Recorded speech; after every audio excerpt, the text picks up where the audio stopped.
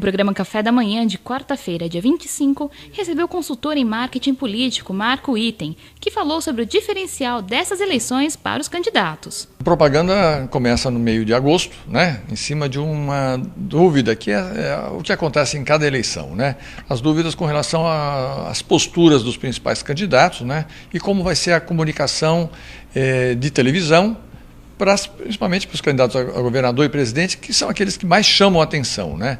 Então, nós veremos aí surpresas do processo eleitoral, porque agora a gente tem uma nova ferramenta nesse processo, que é o uso da televisão compartilhado com as redes sociais. Então, essa vai ser a grande novidade, intensa a utilização da conexão que existe entre a propaganda política e a comunicação imediata nas redes sociais com os eleitores. Essa é a grande onda da propaganda política, não é?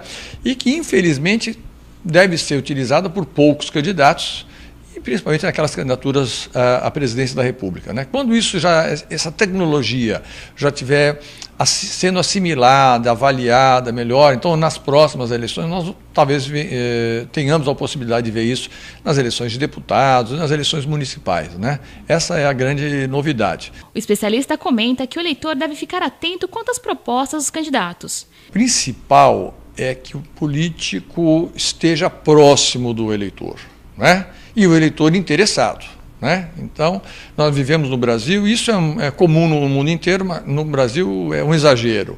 O desinteresse do brasileiro com relação à política, aos temas, né?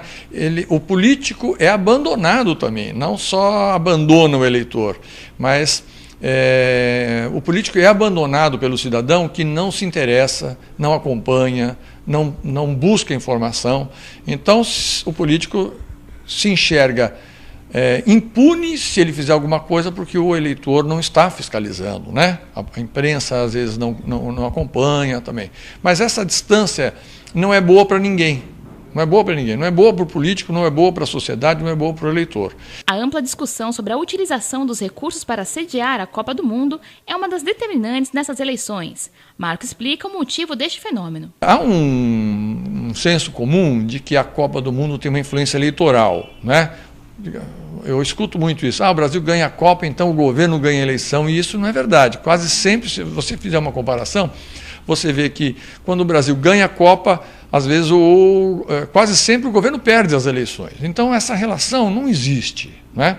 É fato que quando, por exemplo, se o Brasil, como sério, agora perder a eleição, isso tem dois efeitos. Tem um efeito da oposição de acusar grandes, né, recursos financeiros para as obras superfaturadas, estádios monumentais a custos, né? De outra parte também vai haver uma contra-reação, porque se o Brasil perde a Copa, o governo também vai ter que ter medidas populistas, ou não, podemos citar assim, para tentar recuperar uma imagem desgastada. Então, essa relação não há um senso. Mas é claro que hoje a Copa sendo realizada no Brasil, e principalmente os gastos públicos, vão ser determinantes para uma mensagem política muito crítica ao governo, né? O programa Café da Manhã vai ao ar de segunda a sábado, a partir das 9 horas. Mami Kitamura para o Costa Norte Notícias.